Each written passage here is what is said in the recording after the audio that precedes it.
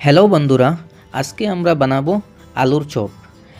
প্রায় প্রতিটি ঘরেই রোজার প্রায় প্রতিদিনই আলুর চপ তৈরি করা হয়। রোজা ছাড়াও আমরা তৈরি করে খেতে পারি আলুর চপ, যা খেতে খুবই টেস্টি। খুব সাফল্য সময়ে প্রতিদিনের আলুর চপে নিয়ে আসুন দারুণ একটি টেস্ট। তাই আজ আপনাদের জন্য রয়েছে মজাদার পুরবরা আলুর চপ এর ঘরোয়া রেসিপি। শিখে নিন পুরবরা আলুর চপের দারুণ রেসিপিটি।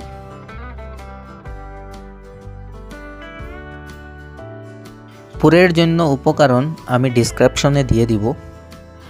আলুর চপ তৈরির পদ্ধতিটা দেখে নিন। প্রথমে একটি কড়াই নিয়ে তেল গরম করে নেবেন।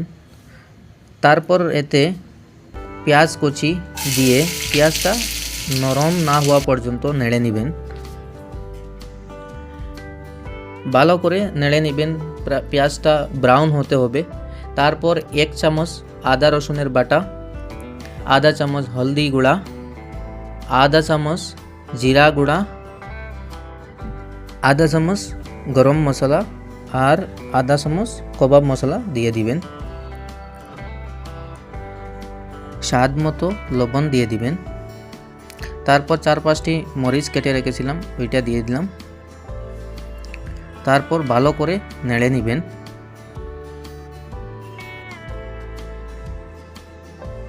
তারপরে ধনিয়া পাতা কুচি ওইটাই দিয়ে দিবেন। তারপরে আবার নেড়ে নেবেন।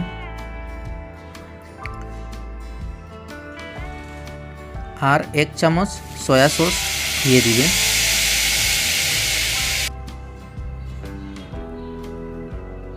তারপর আবার ভালো করে নেড়ে নেবেন একবার।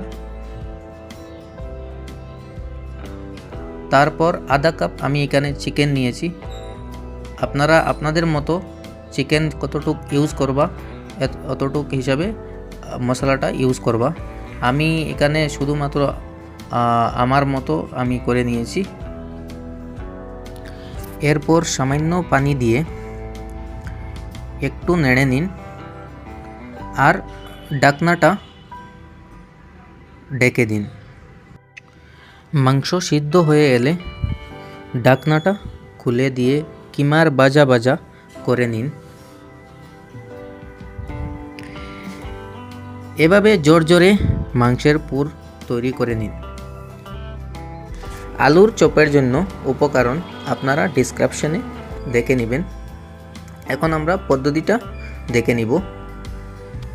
এখানে আমি 4-5টা আলু প্রথমেই সিদ্ধ করে রেখেছি।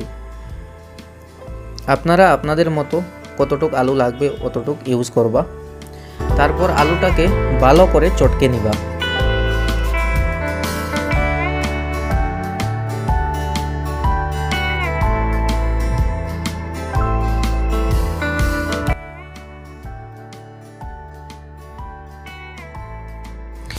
আলু চটকে নেওয়ার পর এখানে আপনারা কচি কাটা পেঁয়াজ,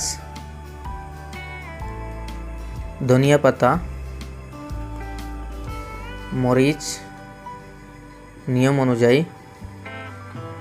2 চামচ সরষের তেল দিয়ে দিবা।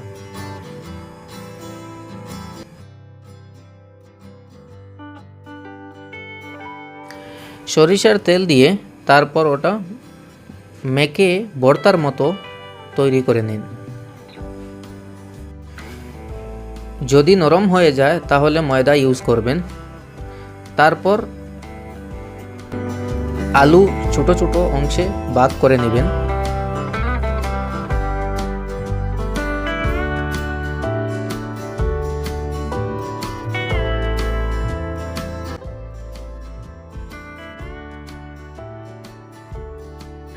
বন্ধুরা, আলুর ছোট ছোট অংশ করে ভাগ করে নিয়ে হাতের তালুতে রেখে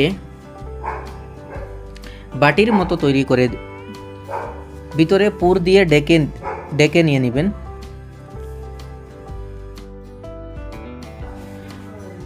এরপর একটু চাপ দিয়ে চাপের আকার করে নিন। এভাবে সব চপ তৈরি করে ফেলুন।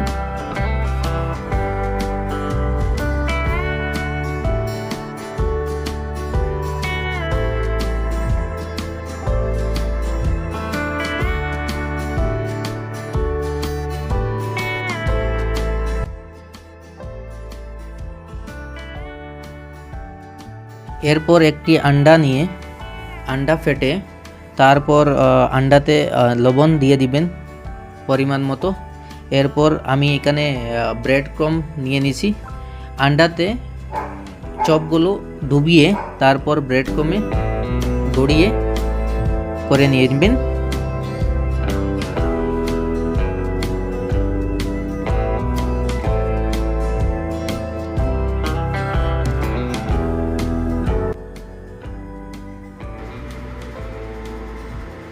এখন আমার চপগুলো ভাজার জন্য রেডি হয়ে গেছে। আপনারা একটি কড়াইতে তেল গরম করে নিয়ে তারপর এটা ভাজাতে দিয়ে দিবেন।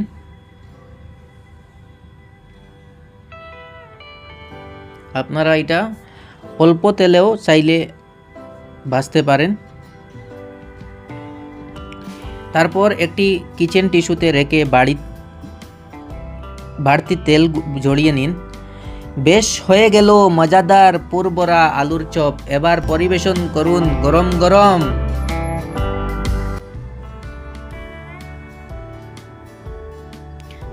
Thank you for watching my video. বন্ধুরা সাবস্ক্রাইব করবেন।